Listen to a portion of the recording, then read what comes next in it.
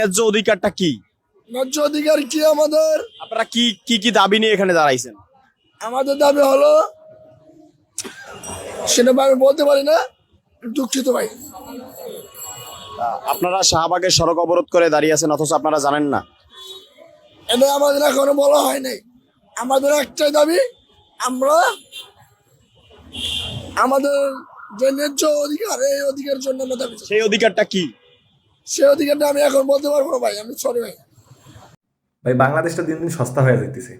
মানে কিছু হইলে আন্দোলন করতে হবে, কিছু হইলে আন্দোলন করতে হবে, কিছু হইলে আন্দোলন করতে হবে। মানে কোনো কাজ নেই, খেলে আন্দোলন হবে।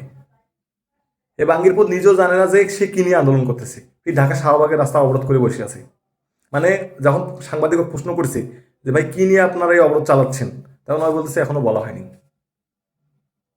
মানে সবাই গেছে অখ যাইতে হবে, অখ আন্দোলন করতে হবে। আন্দোলনে কি নিয়ে হচ্ছে, কি বিষয় নিয়ে, মানে কি কারণে, ওটা জানার কোনো দরকার নেই, কিন্তু আন্দোলন করতে হবে। শালা বাঙ্গিরপুর ভালো হ, বলে দিলাম।